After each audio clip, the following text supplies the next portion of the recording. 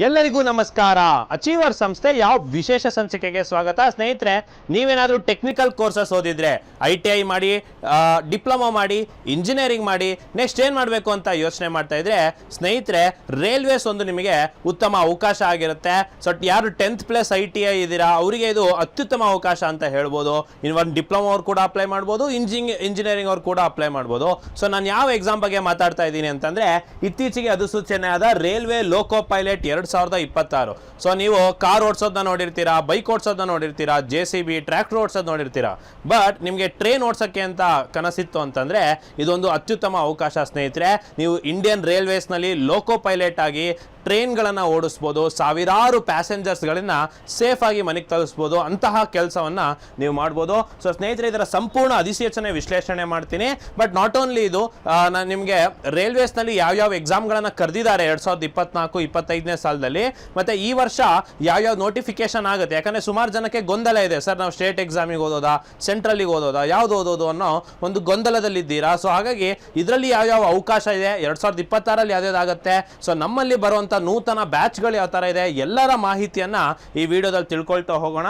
So ಸ್ನೇಹಿತರೆ, ಅರ್ಹತೆ ವಯೋಮಿತಿಯಿಂದ ಹಿಡಿದು ತಯಾರಿ ಸಲಹೆಗಳಿಂದ ಹಿಡಿದು ಕರ್ನಾಟಕಕ್ಕೆ ಎಷ್ಟು ಪೋಸ್ಟ್ ಇದೆ, ನೀವು ಯಾವಾಗ ಅಪ್ಲೈ ಮಾಡಬೇಕು ಅನ್ನೋ ಎಲ್ಲ ಮಾಹಿತಿಯನ್ನ ತಿಳ್ಕೊಳ್ಳೋಣ. ಸೊ ಸ್ನೇಹಿತರೆ, ನಾನು ಹೇಳಿದಾಗೆ ರೈಲ್ವೆಯಲ್ಲಿ ಲೋಕೋ ಪೈಲಟ್ ಆಗ್ತೀರಾ ಅಂತಂದ್ರೆ ನೀವು ಟ್ರೈನ್ ಅನ್ನ ಓಡಿಸಬಹುದು ಸ್ನೇಹಿತರೆ. ಸೊ ಸುಮಾರು ತರ ಟ್ರೈನ್ ಇದೆ. ಮುಂಚೆ ಲೋಕೋಮೋಟಿವ್ ಅಂತ ಕರಿತೀವಿ. ಮುಂಚೆ ಚಾರ್ಕೋಲ್ ಅನ್ನ ಬಳಸ್ತಾ ಇದ್ರು, ಕಲ್ಲಿದ್ಲು ಹಾಕಿ ಅದರಿಂದ ಟ್ರೈನ್ ಅನ್ನ, ಸ್ಟೀಮ್ ಇಂಜಿನ್ ಗಳನ್ನ ಇರ್ತಿತ್ತು.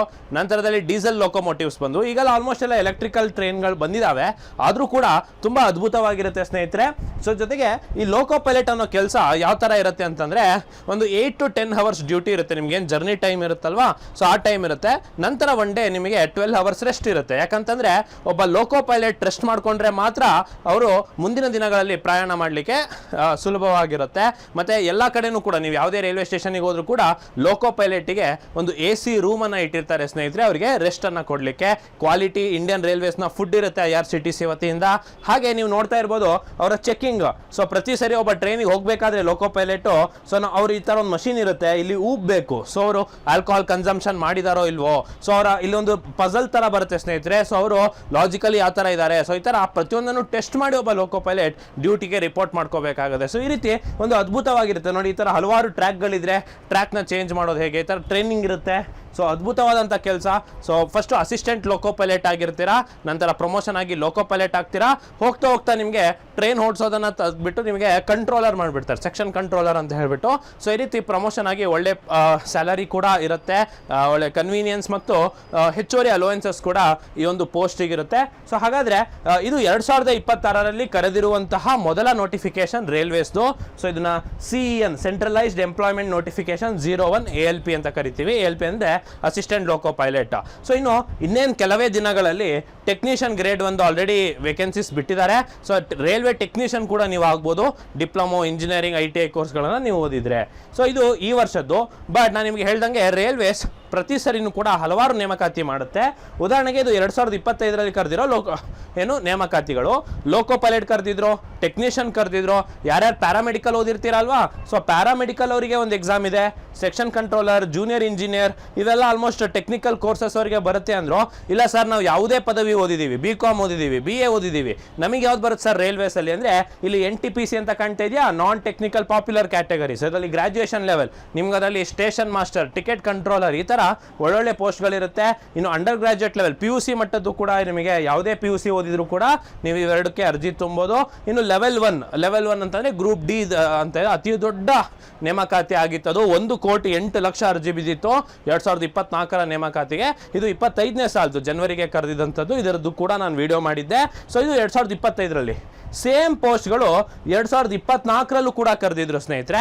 ಸೊ ಈ ಒಂದು ನಿಟ್ಟಿನಲ್ಲಿ ನಾವೇನು ಅರ್ಥ ಮಾಡ್ಕೋಬಹುದು ಅಂತಂದ್ರೆ, ಈ ವರ್ಷ ಕೂಡ ನೋಡಿ ಲೋಕೋ ಪೈಲಟ್ ಕಾಲ್ ಆಗಿದೆ, ಟೆಕ್ನಿಷಿಯನ್ ಕಾಲ್ ಆಗಿದೆ. ಸೊ ಮುಂದಿನ ದಿನಗಳಲ್ಲಿ NTPC ಕೂಡ ಕಾಲ್ ಆಗುತ್ತೆ, ಗ್ರೂಪ್ D ಕೂಡ ಕಾಲ್ ಆಗುತ್ತೆ. ಬಟ್ RPF ಇಲ್ಲಿ ಇತ್ತು ನೋಡಿ, ಸಬ್ ಇನ್ಸ್ಪೆಕ್ಟರ್ ಕಾನ್ಸ್ಟೇಬಲ್, ಅದನ್ನ SSCಗೆ ಕೊಟ್ಟಿರೋದ್ರಿಂದ ರೈಲ್ವೆ ಪೊಲೀಸ್ ಅನ್ನ ಸದ್ಯಕ್ಕೆ ಕರೆಯೋದಿಲ್ಲ ಅಂತ ಅಂದ್ರು ಕೂಡ ಇನ್ನು ಉಳಿದಿರೋ ಎಲ್ಲಾ ಪೋಸ್ಟ್ಗಳಿಗೆ ಈ ವರ್ಷ ನೋಟಿಫಿಕೇಶನ್ ಇದೆ. ಸೊ ನೀವೇನಾದ್ರೂ ಕರೆಕ್ಟ್ ಮಾದರಿಯಲ್ಲಿ ತಯಾರಿಯನ್ನ ನಡೆಸಿದ್ರೆ, ಫಾಸ್ಟ್ ಆಗಿ ತಯಾರಿಯನ್ನ ನಡೆಸಿದ್ರೆ ನಿಮಗೆ ಈ ಒಂದು ರೈಲ್ವೇಸ್ನಲ್ಲಿ, ಇಂಡಿಯನ್ ರೈಲ್ವೇಸ್ನಲ್ಲಿ ಒಳ್ಳೆ ಜಾಬ್ ಆಪರ್ಚುನಿಟೀಸ್ ಇರುತ್ತೆ ಅಂತ ಹೇಳ್ತಾ, ಸೊ ಈಗ ಲೋಕೋ ಪೈಲಟ್ ಎಕ್ಸಾಮ್ ಬಗ್ಗೆ ನೋಡ್ಕೊಂಡ್ಬಿಡೋಣ. ಸೊ ಸ್ನೇಹಿತರೆ, ಈ ಒಂದು ಲೋಕೋ ಪೈಲಟ್ ನೋಟಿಸು 15 ಮೇ ಇಂದ ಓಪನ್ ಆಗಿದೆ ಅರ್ಜಿ ತುಂಬಲಿಕ್ಕೆ. ಇನ್ನು 14 ಜೂನ್ ತನಕ ಟೈಮ್ ಇದೆ. ಸೊ ಲಾಸ್ಟ್ ಡೇಟ್ ಏನು ಅರ್ಜಿ ತುಂಬಲಿಕ್ಕೆ 14 ಜೂನ್. ಸೊ ಯಾರ್ಯಾರು ಈ ವಿಡಿಯೋನ ನೋಡ್ತಿದ್ದೀರಾ, ನಿಮ್ಮ ಎಲ್ಲ ITI ಫ್ರೆಂಡ್ಸ್, ನಿಮ್ಮ ಎಲ್ಲ ಡಿಪ್ಲೊಮಾ ಫ್ರೆಂಡ್ಸ್, ನಿಮ್ಮ ಎಲ್ಲ ಇಂಜಿನಿಯರಿಂಗ್ ಫ್ರೆಂಡ್ಸ್ಗೆ ಇದನ್ನು ಶೇರ್ ಮಾಡಿ. ಸೊ 14 ಜೂನ್ ತನಕ ಟೈಮ್ ಇದೆ. ನೀವು ಇಂಡಿಯನ್ ರೈಲ್ವೇಸ್ ಅಥವಾ RRB ಬೆಂಗಳೂರು ಅಂತ ಹೊಡೆದ್ರು ಕೂಡ ಬೆಂಗಳೂರದು ವೆಬ್ಸೈಟ್ ಓಪನ್ ಆಗುತ್ತೆ. ಸೊ ನೀವು ಆ ವೆಬ್ಸೈಟಿಗೆ ಹೋಗಿ ನಿಮ್ಮ ಪ್ರೊಫೈಲನ್ನು ಕ್ರಿಯೇಟ್ ಮಾಡಿ, ಡಿಜಿಲಾಕರ್ನ ಲಿಂಕ್ ಮಾಡಿ ಅರ್ಜಿಯನ್ನು ತುಂಬೋದಾಗಿರುತ್ತೆ. ಸೊ ಇನ್ನು ಇದು ಲೋಕೋ ಪೈಲಟ್ ಲೆವೆಲ್ 2 ಪೇ ಸ್ಕೇಲ್ ಬರುತ್ತೆ, ಅಂದರೆ 7th ಪೇ ಕಮಿಷನ್ನಲ್ಲಿ. ಅಂದರೆ ಇನಿಷಿಯಲ್ ಪೇ ಅವರಿಗೆ 19,900 ರೂಪಾಯಿ ಇರುತ್ತೆ. ಸೊ ಸರ್ ಏನು ಸರ್ ತುಂಬ ಕಡಿಮೆ ಇದೆಯಲ್ಲ ಸರ್ ಸ್ಯಾಲ್ರಿ ಅಂತಂದರೆ, ಇಲ್ಲ, ಅವರಿಗೆ ಇನ್ ಹ್ಯಾಂಡ್ 45 ಇಂದ 50,000 ತನಕ ಬರುತ್ತೆ, ಇನ್ಕ್ಲೂಡಿಂಗ್ ಆಲ್ ದ ಅಲೋಯನ್ಸಸ್ ಅವರಿಗೆ ಸಿಗೋದಂತ. ಸೊ ಟೋಟಲ್ ಈ ವರ್ಷ ಎಷ್ಟು ವೇಕೆನ್ಸೀಸ್ ಕರೆದಿದ್ದಾರೆ 2026ರಲ್ಲಿ ಅಂತಂದರೆ 11,127 ಪೋಸ್ಟನ್ನು ಕರೆದಿರೋವಂಥದ್ದು. ಸೊ ನೀವು ಗಮನಿಸಬೇಕು. ಸೊ ನೀವು ಈ ಒಂದು ಪರ್ಟಿಕ್ಯುಲರ್ ಸ್ಲೈಡ್ನಲ್ಲಿ ಲಾಸ್ಟ್ ಡೇಟ್ 14 ಜೂನನ್ನು ನೀವು ಗಮನಿಸಬೇಕು, ಹಾಗೆ ಎಷ್ಟು ವೇಕೆನ್ಸೀಸ್ ಇದೆ ಅಂತ ನೀವು ಗಮನಿಸಬೇಕು. ಸೊ ಇನ್ನು ಏಜ್ ಬಗ್ಗೆ ಕೇಳೋದಾದರೆ 18ರಿಂದ 30 ವಯಸ್ಸು ತನಕ ಅವಕಾಶ ಇರುತ್ತೆ ನೀವು ಲೋಕೋ ಪೈಲಟ್ಗೆ ಅರ್ಜಿಯನ್ನು ತುಂಬಲಿಕ್ಕೆ. ಇನ್ನು ಅದನ್ನು ಹೊರತುಪಡಿಸಿ SC/STಗೆ 5 ವರ್ಷ, OBCಗೆ ನಾನ್ ಕ್ರಿಮಿಲೇಯರ್ ಯಾರು ಇರ್ತೀರಾ, ಅಂದರೆ ಕೆನೆ ಪದರ ರಹಿತ ಇರ್ತೀರಾ, ಸೊ ಅವರಿಗೆ 3 ವರ್ಷ. ಇನ್ನು ಎಕ್ಸ್ ಸರ್ವಿಸ್ಮನ್ಗೆ ಅವರಿಗೆ ಸರ್ವಿಸನ್ನು ಹೊರತುಪಡಿಸಿ 3 ವರ್ಷ. ಸೊ ಈ ಥರ ನಿಮಗೆ ಏಜ್ ರಿಲ್ಯಾಕ್ಸೇಷನ್ ಕೂಡ ಇರುತ್ತೆ. ಸೊ ಸಾಮಾನ್ಯವಾಗಿ 18ರಿಂದ 30 ವಯಸ್ಸೆಲ್ಲರೂ ಕೂಡ ಇದಕ್ಕೆ ಅರ್ಜಿಯನ್ನು ತುಂಬೋದು. ಇನ್ನು ಇನ್ನೊಂದು ವಿಶೇಷತೆ ಇದೆ, ನಿಮಗೆ ಸುಮಾರು ವಿಡಿಯೋಗಳಲ್ಲಿ ಕೂಡ ಹೇಳಿದ್ದೀನಿ, ರೈಲ್ವೇಸ್ನಲ್ಲಿ ನೀವು ಏನು ಎಕ್ಸಾಮ್ ಫೀಸ್ ಕಟ್ತೀರಾ ಅದು ರೀಫಂಡ್ ಆಗುತ್ತೆ. ಹೌದು ಸ್ನೇಹಿತರೆ, ನೋಡಿ, ಯಾರ್ಯಾರು ಎಲ್ಲ ಕ್ಯಾಂಡಿಡೇಟ್ಸಿಗೆ 500 ರೂಪಾಯಿ ಫೀಸ್ ಇದೆ ರೈಲ್ವೇಸ್ ತುಂಬಲಿಕ್ಕೆ, ಅದರಲ್ಲಿ 400 ರೂಪಾಯಿ ಬೈ ಡಿಡಕ್ಟಿಂಗ್ ಬ್ಯಾಂಕ್ ಚಾರ್ಜಸ್ ನಿಮಗೆ ಎಕ್ಸಾಮಿಗೆ ಅಪಿಯರ್ ಆದ ತಕ್ಷಣ ಅದು ರೀಫಂಡ್ ಆಗುತ್ತೆ ಅಂತ ಹೇಳ್ಬಿಟ್ಟು. ಸೊ ಇದು ಇಂಡಿಯನ್ ರೈಲ್ವೇಸ್ನಲ್ಲಿ. ಇನ್ನು SC/ST ವಿದ್ಯಾರ್ಥಿಗಳಿಗೆ ಮತ್ತು ವುಮೆನ್ನಿಗೆ, ಹಾಗೆ ಟ್ರಾನ್ಸ್ಜೆಂಡರ್ಗೆ, ಎಕ್ಸ್ ಸರ್ವಿಸ್ ಮೆನ್ನಿಗೆ, ಎಕನಾಮಿಕಲಿ ವೀಕರ್ ಸೆಕ್ಷನ್ ಅವರಿಗೆ 250 ರೂಪಾಯಿ ಇದೆ. ಅವರಿಗೆ ಕಂಪ್ಲೀಟ್ ಫೀಸು ರೀಫಂಡ್ ಆಗುತ್ತೆ ಬೈ ಡಿಡಕ್ಟಿಂಗ್ ಬ್ಯಾಂಕ್ ಚಾರ್ಜಸ್ ಅಂತ. ಏನಂತಂದರೆ 2 ರೂಪಾಯಿಂದ 12 ರೂಪಾಯಿ ತನಕ ಕಟ್ ಮಾಡ್ತಾರೆ ಸಾಮಾನ್ಯವಾಗಿ. ಸೊ ಒಟ್ಟು ಇವರಿಗೆ 500ರಲ್ಲಿ 400 ರೂಪಾಯಿ ವಾಪಸ್ ಬರುತ್ತೆ, ಇವರಿಗೆ 250 ರೂಪಾಯಿಗೆ 250 ರೂಪಾಯಿಗೂ ಕೂಡ ವಾಪಸ್ ಬರುತ್ತೆ. ಸೊ ಈ ಒಂದು ಅಪ್ಲಿಕೇಶನ್ ಫೀಸನ್ನು ರೀಫಂಡ್ ಆಗುವಂಥದ್ದು ನಾನು ನಿಮಗೆ ಹೇಳಿದ್ದೀನಿ. ಇನ್ನು ಸುಮಾರು ಜನ ಇದಕ್ಕೆ ವೇಟ್ ಮಾಡ್ತಾ ಇದ್ದೀರಾ, ಸರ್ ಇದಕ್ಕೆ ಕ್ವಾಲಿಫಿಕೇಷನ್ ಏನು, ನಾವು ಕೂಡ ಅಪ್ಲೈ ಮಾಡ್ಬೋದಾ, ಯಾಕಂದರೆ ನಾವು ಕೂಡ SSLC ಓದಿದ್ದೀವಿ, ನಾವು ಇದಕ್ಕೆ ಅಪ್ಲೈ ಮಾಡ್ಬೋದಾ ಅಂದರೆ, ನೋಡಿ ಸ್ನೇಹಿತರೆ, ತುಂಬ ಸಿಂಪಲ್ ಆಗಿದೆ. ನೀವು SSLC ಮಾಡ್ಕೊಂಡಾದ್ಮೇಲೆ ನೀವೇನಾದರೂ ITI ಮಾಡಿದಿದ್ರೆ, SSLC ಮಾಡಿಕೊಂಡು ITIಯಲ್ಲಿ ಟ್ರೇಡ್ಗಳು ಬರ್ತವೆ ಸ್ನೇಹಿತರೆ, electrician trade, mechanic trade, fitter, instrument mechanic, heat engine, turner, ಈ ಥರ ಹಲವಾರು ಏನು ಬರುತ್ತೆ, ಟ್ರ್ಯಾಕ್ಟರ್ ಮೆಕ್ಯಾನಿಕ್, ಈ ಥರದ್ದು ಬರುತ್ತೆ. ಸೊ ನೀವು ಆ ಥರದ್ದು ಏನಾದರೂ ITI ಕೋರ್ಸನ್ನು ನೀವು ಮಾಡ್ಕೊಂಡಿದ್ರೆ SSLC ಮಾಡಿ, ಸೊ ನಿಮಗೆ ಈ ಅರ್ಜಿ ಹಾಕಲಿಕ್ಕೆ ಅವಕಾಶ ಇದೆ. ಸೊ ಸಾಮಾನ್ಯವಾಗಿ ಯಾರ್ಯಾರು ITI ಇರ್ತಾರೆ ಅವರೆಲ್ಲ ಆ ಟ್ರೇಡ್ ರಿಲೇಟೆಡ್ ಜಾಬ್ನ ಆಲ್ರೆಡಿ ಮಾಡ್ತಾ ಇರ್ತಾರೆ. ಈಗ ಎಲೆಕ್ಟ್ರಿಷಿಯನ್ ಟ್ರೇಡ್ ಮಾಡ್ತಿರೋರು ಎಲೆಕ್ಟ್ರಿಷಿಯನ್ ವರ್ಕನ್ನು ಮಾಡ್ತಿರ್ತಾರೆ, ಸೊ ಹೆಚ್ಚುವರಿ ಸ್ಯಾಲ್ರಿ ಕೂಡ ತಗೋತಿರ್ತಾರೆ. ಬಟ್ ಇದು ಪರ್ಮನೆಂಟ್ ಜಾಬ್ ಸ್ನೇಹಿತರೆ, ಮತ್ತು ತುಂಬ ಟೆಕ್ನಿಕಲ್ ಜಾಬ್, ಮತ್ತು ಒಳ್ಳೊಳ್ಳೆ ಸ್ಯಾಲರಿ ಇದೆ, ಮತ್ತು ಒಳ್ಳೊಳ್ಳೆ ಪ್ರಮೋಷನ್ಸ್ ಕೂಡ ಇರೋವಂಥದ್ದು. ಸೊ ಹಾಗಾಗಿ ನಿಮ್ಮ ITI ಸ್ನೇಹಿತರಿಗೆ ಇದನ್ನು ತಿಳಿಸಿ. ಸರ್ ಇಲ್ಲ ಸರ್ ನಾನು ITI ಓದಿಲ್ಲ, ಸೊ ಹಾಗಾಗಿ ನಾನು ಅಪ್ಲೈ ಮಾಡ್ಬೋದಾ ಅಂದರೆ ಮಾಡ್ಬೋದು. ಯಾವಾಗ ಅಂತಂದರೆ ಅಪ್ರೆಂಟಿಸ್ ಅಂತ ಒಂದು ಅಪ್ರೆಂಟಿಸ್ಶಿಪ್ ಅಂತ ಕರೀತಾರೆ. ನೀವು ಅದನ್ನೇನಾದರೂ ಮಾಡ್ಕೊಂಡಿದ್ರೆ SSLC ನಂತರ 1 ವರ್ಷದ ಅಪ್ರೆಂಟಿಸ್ ಇರುತ್ತದೋ, ಅದನ್ನು ಮಾಡಿದರೆ ನಿಮಗೆ ಅದು ಕೂಡ ಅವಕಾಶ ಇದೆ. ಇಲ್ಲ ಸರ್ ನಾನು ಅದನ್ನು ಮಾಡಿಲ್ಲ, ನಾನು ಡಿಪ್ಲೊಮಾ ಓದಿದ್ದೀನಿ ಅಂತಂದರೆ, ನೋಡಿ, ನೀವು SSLC ಓದ್ಬಿಟ್ಟು 3 ವರ್ಷದ ಡಿಪ್ಲೊಮೊ, ಅದರಲ್ಲಿ ಯಾವುದರಲ್ಲಿ, ಮೆಕ್ಯಾನಿಕಲ್ ಬ್ರಾಂಚಲ್ಲಿ, ಎಲೆಕ್ಟ್ರಿಕಲ್ ಬ್ರಾಂಚಲ್ಲಿ, ಎಲೆಕ್ಟ್ರಾನಿಕ್ಸಲ್ಲಿ, ಆಟೋಮೊಬೈಲ್ನಲ್ಲಿ, ಇದು ಯಾವುದೇ ಬ್ರಾಂಚ್ನಲ್ಲಿ ನೀವೇನಾದರೂ ಡಿಪ್ಲೊಮೊ ಓದಿದ್ರಿ ಅಂದರೆ, 3 ವರ್ಷದ ಡಿಪ್ಲೊಮೊ ಓದಿದರೆ ನೀವು ಕೂಡ ಇದಕ್ಕೆ ಅರ್ಜಿ ತುಂಬೋದು. ಅಥವಾ ಅದೇ ರೀತಿ ಅದರ ಮೇಲೆ ಸಂಬಂಧಿತ ಇಂಜಿನಿಯರಿಂಗ್ ಅನ್ನು ಕೂಡ ಮಾಡಿದರೆ, ನೀವು degree in engineering with any other discipline, ಅದರಲ್ಲಿ ಎಲೆಕ್ಟ್ರಿಕಲ್, ಮೆಕ್ಯಾನಿಕಲ್ ಇದೆ, ಸೊ ಅದರಲ್ಲೆಲ್ಲ ನೀವು ಇಂಜಿನಿಯರಿಂಗ್ ಮಾಡಿದ್ರು ಕೂಡ ನೀವು ಅರ್ಜಿ ತುಂಬೋದು. ಸೊ ಇಂಜಿನಿಯರಿಂಗ್ ಮಾಡಿದವರು ಹಾಕ್ಬೋದು, ಡಿಪ್ಲೊಮಾ ಮಾಡಿದವರು ಹಾಕ್ಬೋದು, ITI ಮಾಡಿದವರು ಕೂಡ ಅದಕ್ಕೆ ಅರ್ಜಿಯನ್ನು ತುಂಬೋದು. ಬಟ್ ಆ್ಯಕ್ಚುಲಿ ಇದು ಇರೋವಂಥದ್ದು 10th+ ITI ಇದ್ದಂಥ ವಿದ್ಯಾರ್ಥಿಗಳಿಗೆ. ಸೊ ಹಾಗಾಗಿ ನಾನು ಹೇಳ್ತಿದ್ದೀನಿ, ದಯವಿಟ್ಟು ನಿಮ್ಮ ಸ್ನೇಹಿತರು ಯಾರಾದರೂ ಇದ್ದರೆ ಅವರಿಗೆ ಇದನ್ನು ಶೇರ್ ಮಾಡಿ. ಸೊ ಹಾಗಾದರೆ ಸರ್ ಇದೆಲ್ಲ ಗೊತ್ತಾಯಿತು, ಓಕೆ, ಎಕ್ಸಾಮ್ ಹೇಗಿರ್ತದೆ ಸರ್ ಅಂತಂದರೆ, ನೋಡಿ, ಎಕ್ಸಾಮ್ 2 ಹಂತ ಇರುತ್ತೆ. ಅದನ್ನು CBT ಅಂತ ಕರಿತೀವಿ. CBT ಅಂದರೆ ಕಂಪ್ಯೂಟರ್ ಬೇಸ್ಡ್ ಟೆಸ್ಟ್. ಸೊ ಮೊದಲನೇ CBT ಇರುತ್ತೆ, ಅದನ್ನು ಪಾಸ್ ಆದರೆ 2ನೇ CBT ಇರುತ್ತೆ. ಇವೆರಡನ್ನ ಪಾಸ್ ಆದಮೇಲೆ ನಿಮಗೆ CBAT ಅಂತ ಇರುತ್ತೆ, ಆಪ್ಟಿಟ್ಯೂಡ್ ಟೆಸ್ಟ್ ಅಂತ, ಇದು ಸೈಕೋಮೆಟ್ರಿ ಟೆಸ್ಟ್ ಅಂತ ಕೂಡ ಕರಿತೀವಿ. ಸೊ ನಂತರದಲ್ಲಿ ಡಾಕ್ಯುಮೆಂಟ್ ವೆರಿಫಿಕೇಶನ್ ಇರುತ್ತೆ, ಮೆಡಿಕಲ್ ಇರುತ್ತೆ. ಸೊ ಈ ರೀತಿ ನಿಮಗೆ 5 ಹಂತದಲ್ಲಿ ನೇಮಕಾತಿಯನ್ನು ಮಾಡ್ತಾರೆ. ಸೊ ಬಟ್ 2 ಅಷ್ಟೇ ಎಕ್ಸಾಮ್ ಇರುತ್ತೆ, 3ನೇ CBAT ಅದು ಏನಂತಾರೆ ಕಂಪಲ್ಸರಿ ಪಾಸ್ ಮಾಡಬೇಕಾಗಿರುತ್ತೆ. ಸೊ ನಂತರದಲ್ಲಿ ಹಾಗಾದ್ರೆ ನೋಡ್ಕೊಂಡು ಬಿಡೋಣ ಏನಿದೆ ಸಿಲೆಬಸ್ಸು ಅಂತ. ನೋಡಿ, CBT 60 ನಿಮಿಷ ಕಾಲಾವಕಾಶ ಕೊಡ್ತಾನೆ, 75 ಕ್ವಶನ್ ಇರುತ್ತೆ, ಒಂದಕ್ಕೆ 1 ಮಾರ್ಕ್, ಒಟ್ಟಾರೆ 75 ಮಾರ್ಕ್ಸಿಗೆ ಇರುತ್ತೆ. ಸೊ 75 ಕ್ವಶನ್ಸ್, 75 ಮಾರ್ಕ್, ಒಂದಕ್ಕೆ 1 ಮಾರ್ಕ್ ಇರುತ್ತೆ. ಸೊ 60 ನಿಮಿಷ ಕಾಲಾವಕಾಶ ಇರುತ್ತೆ. ಸೊ 1 ಗಂಟೆಯಲ್ಲಿ ನೀವು 75 ಕ್ವಶನ್ಸನ್ನು ಅಟೆಂಡ್ ಮಾಡಬೇಕು. ನೆಗೆಟಿವ್ 1/3 ಇರುತ್ತೆ, ಅಂದರೆ -0.333 ಅಷ್ಟು ನೆಗೆಟಿವ್ ಮಾರ್ಕಿಂಗ್ ಆಗುತ್ತೆ. ಮತ್ತು ಇದು ಪಾಸಿಂಗ್ ಪರ್ಸೆಂಟೇಜ್ ಇದೆ. ಮಿನಿಮಮ್ ಎಲಿಜಿಬಿಲಿಟಿಗೆ SC ST OBC ಎಲ್ಲ 30% ತೆಗಿಬೇಕು, ಜನರಲ್ ಅವರು 40% ಆಫ್ ದ ಮಾರ್ಕ್ಸನ್ನು ತೆಗಿಬೇಕು. ಅಂದರೆ ಅಟ್ಲೀಸ್ಟ್ 75ಕ್ಕೆ 40 ಮೇಲೆ 45 ಮೇಲೆ ನೀವು ಸ್ಕೋರನ್ನು ಮಾಡಲೇಬೇಕು. ಈಗ ಅಷ್ಟೇ ನಿಲ್ಲುತ್ತೆ ಸ್ನೇಹಿತರೆ ಕಟ್ ಆಫು, ಯಾಕಂತಂದರೆ 10th ITI ಮಟ್ಟದಲ್ಲಿ ಈ ಎಕ್ಸಾಮ್ ಇರುತ್ತೆ. ಸೊ ಸ್ವಲ್ಪ ಟಫೇ ಕೇಳಿರ್ತಾನೆ ಸೈನ್ಸ್ ಕ್ವಶನ್ಸ್ ಎಲ್ಲ. ಸೊ ಹಾಗಾಗಿ ಆ ಕಟ್ ಆಫ್ ನಿಲ್ಲೋದು ಕೂಡ 40-50 ರೇಂಜಲ್ಲೇ ನಿಲ್ಲುತ್ತೆ. ಹಾಗಾಗಿ ತುಂಬ ಸುಲಭವಾಗಿ ನೀವು ಇದನ್ನು ಪಾಸ್ ಮಾಡ್ಕೊಳ್ಬೋದು. ಸೊ ಹಾಗಾದರೆ ಸಿಲೆಬಸ್ ಏನಿದೆ ಅಂತಂದರೆ ನೋಡಿ, ಮ್ಯಾಥಮೆಟಿಕ್ಸ್ ಇದೆ, ಮೆಂಟಲ್ ಅಬಿಲಿಟಿ ಇದೆ, ಜನರಲ್ ಸೈನ್ಸ್ ಇದೆ. ನೋಡಿ, ಯಾರಿಗೆ ಇಂಗ್ಲೀಷ್ ಬರಲ್ಲ ಸರ್ ಅಂತಂದರೆ ಬೇಡ, ಯಾಕಂತಂದರೆ ಎಕ್ಸಾಮಲ್ಲಿ ಇಂಗ್ಲೀಷೇ ಇಲ್ಲ. ನೋಡಿ, ರೈಲ್ವೇಸ್ನಲ್ಲಿ ಅದೊಂದು ವಿಶೇಷತೆ ಏನಂದರೆ ಯಾವುದೇ ಹಂತದಲ್ಲಿ ನಿಮಗೆ ಇಂಗ್ಲೀಷ್ ಎಕ್ಸಾಮ್ ಇರೋದಿಲ್ಲ. ಸೊ ಕೇವಲ ಮ್ಯಾಥಮೆಟಿಕ್ಸ್, ಮೆಂಟಲ್ ಅಬಿಲಿಟಿ, ಸೈನ್ಸ್ ಇದೆ.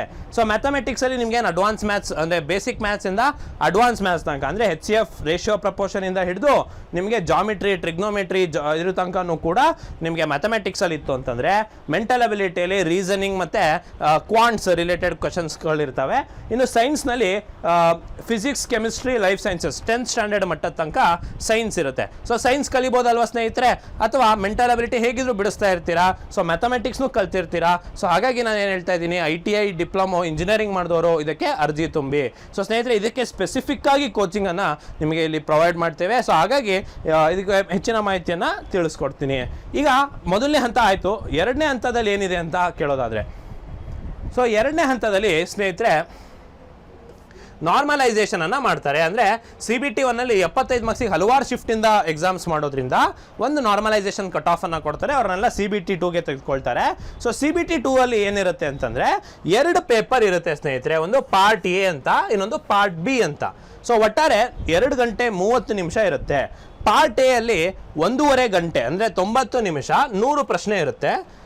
2ನೇ ಹಂತದಲ್ಲಿ ಪಾರ್ಟ್ B ಅಲ್ಲಿ 60 ನಿಮಿಷ 75 ಪ್ರಶ್ನೆ ಇರುತ್ತೆ. ಒಟ್ಟಾರೆ 175 ಕ್ವಶನ್ಸ್ನ ನೀವು ಅಟೆಂಡ್ ಮಾಡಬೇಕು. ಇದರಲ್ಲಿ ಒಂದು ಏನು ವಿಶೇಷತೆ ಅಂತಂದರೆ, ಈ ಪಾರ್ಟ್ B ಅಲ್ಲಿ 35% ಆಫ್ ದ ಕ್ವಾಲಿಫೈಯಿಂಗ್ ಮಾರ್ಕ್ಸ್ ಇದ್ದೇ ಇರಬೇಕು. ಪಾರ್ಟ್ ಎಗೆ ಕಟ್ ಆಫ್ ಅನ್ನು ಇಡ್ತಾರೆ. ಸೊ ಈ ರೀತಿ ಇರುತ್ತೆ. ಸೊ ಒಂಥರ ಇದು UPSC ಪೇಪರ್ ಥರ, ಅಂದರೆ ಪಾರ್ಟ್ B ಅಲ್ಲಿ ಇಷ್ಟು ಮಾರ್ಕ್ಸ್ ತೆಗಿಲೇಬೇಕು, ನೀವು 35% ಮಾರ್ಕ್ಸ್ ತೆಗಿಲೇಬೇಕು. ಪಾರ್ಟ್ ಎ ಅಲ್ಲಿ ನೀವು ಇದನ್ನು ಮಾಡ್ಬೋದು ಅಂತ ಹೇಳಿ. ಸೊ ಏನಿರುತ್ತಪ್ಪ ಪಾರ್ಟ್ ಎ ಅಲ್ಲಿ ಅಂದರೆ, ಮತ್ತೆ ಅಗೇನ್ ನೋಡಿ, ನಿಮಗೆ ಮತ್ತೆ ಮ್ಯಾಥಮೆಟಿಕ್ಸ್ ಇದೆ, ರೀಸನಿಂಗ್ ಇದೆ, ಸೈನ್ಸ್ ಆ್ಯಂಡ್ ಇಂಜಿನಿಯರಿಂಗ್ ಡ್ರಾಯಿಂಗ್ ಅಂತ ಒಂದು ಸ್ವಲ್ಪ ಹೆಚ್ಚುವರಿ ಸಿಲೆಬಸ್ ಆ್ಯಡ್ ಆಗುತ್ತೆ. ಬಿಟ್ಟರೆ ಸೇಮ್ ನೀವು ಪ್ರಿಲಿಮಿನರಿ ಹಂತಕ್ಕೆ ಏನು ಓದಿರ್ತೀರಾ ಅದೇ CBT 2 ಅಲ್ಲಿ ಕೂಡ ರಿಪೀಟೆಡ್ ಆಗ್ತದೆ. ಆದರೆ ಮೇನ್ಸ್ ಇದೆ ಅಲ್ಲ, ಅಂದರೆ CBT 2 ಅಲ್ಲಿ ಪೇಪರ್ 2 ಇದೆ ಅಲ್ವಾ, ಇದು 35% ಆಫ್, ಇರ್ರೆಸ್ಪೆಕ್ಟಿವ್ ಆಫ್ ನೀವು ಯಾವುದೇ ಕಮ್ಯುನಿಟಿ ಆಗಿ ಏನೇ ಆಗಿ 35% ಆಫ್ ಮಾರ್ಕ್ಸ್ ತೆಗಿಲೇಬೇಕು. ಆದರೆ ಅದು ಯಾವುದ್ರ ಮೇಲೆ ಬರಿತೀವಿ ಸರ್ ಅಂತಂದರೆ, ಇಲ್ಲಿ ನೋಡಿ ಕೊಟ್ಟಿದ್ದೀನಿ, ನೀವೇನಾದರೂ ಎಲೆಕ್ಟ್ರಿಕಲ್ ಇಂಜಿನಿಯರಿಂಗ್ ಅಥವಾ ಅದರ ಡಿಪ್ಲೊಮೊ ಅಥವಾ ರಿಲೇಟೆಡ್ ಎಲೆಕ್ಟ್ರಿಷಿಯನ್ ಟ್ರೇಡನ್ನು ನೀವು ಮಾಡಿದ್ರೆ, ನೀವು electrician, instrument mechanic, wiremen, armature control, refrigeration, air condition mechanic, ಇವರೆಲ್ಲರಿಗೂ ಕೂಡ ಆ ರಿಲೇಟೆಡ್ ಕ್ವಶನ್ಸನ್ನು ಕೇಳಲಾಗುತ್ತೆ. ಎಲೆಕ್ಟ್ರಾನಿಕ್ಸ್ ಇದ್ದವರಿಗೆ ಎಲೆಕ್ಟ್ರಾನಿಕ್ಸ್ ಮತ್ತು ರೇಡಿಯೋ TV ಮೆಕ್ಯಾನಿಕ್ ಕ್ವಶನ್ಸನ್ನು ಕೇಳಲಾಗುತ್ತೆ. ಮೆಕ್ಯಾನಿಕಲ್ ಅವರಿಗೆ fitter, tractor mechanic, turner, machinist, refrigeration ಇದನ್ನು ಕೇಳಲಾಗುತ್ತೆ. ಆಟೋಮೊಬೈಲ್ ಇಂಜಿನಿಯರಿಂಗ್ ಅವ್ರಿಗೆ ಮೋಟಾರ್ ವೆಹಿಕಲ್ ರಿಲೇಟೆಡ್ ಇದನ್ನು ಕೇಳಲಾಗುತ್ತೆ. ಸೊ ಟ್ರೇಡಿಗೆಲ್ಲ ಪುಸ್ತಕ ಸಿಗುತ್ತೆ. ಸೊ ಇದನ್ನು ನಿಮ್ಮ ಇಂಜಿನಿಯರಿಂಗಲ್ಲಿ ಸೇಫ್ಟಿ ಸೈನ್ಸ್ ಇದೆ, ಈ ಥರ ತುಂಬ ಸಿಂಪಲ್ ಆಗಿರುತ್ತೆ ಟ್ರೇಡು. ಬಟ್ ಆದರೆ ಲಾಸ್ಟ್ ಟೈಮ್ ಮತ್ತೆ ಜನರಲೈಸ್ ಕ್ವಶನ್ಸನ್ನು ಕೇಳಿದರು. ಸೊ ನಾನು 2 ಬಾರಿ ಬರೆದಿರೋದ್ರಿಂದ, 2 ಬಾರಿ ಮೇನ್ಸ್ ತನಕನೂ ಕೂಡ ಬರೆದಿರೋದ್ರಿಂದ ಸೊ ತುಂಬ ಸಿಂಪಲ್ ಆಗಿರುತ್ತೆ, ಜನರಲೈಸ್ಡ್ ಆಗಿ ನಿಮಗೆ ಕೇಳಲ್ತಾರೆ. ಸೊ ಈಸಿಯಾಗಿ ಇದನ್ನು ಪ್ರಿಪೇರ್ ಆಗ್ಬೋದು ಅಂತ ಹೇಳ್ತಾ, ಸೊ ಇನ್ನು CBAT ಅಂತ ಇರುತ್ತೆ, ಇದನ್ನು ಸೈಕೋಮೆಟ್ರಿ ಟೆಸ್ಟ್ ಅಂತ ಕರಿತೀವಿ. ಸೊ ತುಂಬ ಅದ್ಭುತವಾಗಿರುತ್ತೆ. ಸೊ ಪಜಲ್ ರೀತಿ ಇರುತ್ತೆ ಇದು. ಸೊ 4-5 ಟ್ರ್ಯಾಕ್ ಕೊಟ್ಟು ನೀವೇನು ಕ್ವಿಜ್ಗಳು ನೋಡ್ತೀರಲ್ವ ಆ ಥರ ಇರುತ್ತೆ ಇದು, ತುಂಬ ಚೆನ್ನಾಗಿರುತ್ತೆ. ಸೊ ಇದು ಕ್ವಾಲಿಫೈಯಿಂಗ್ ಅಷ್ಟೇ CBAT 2.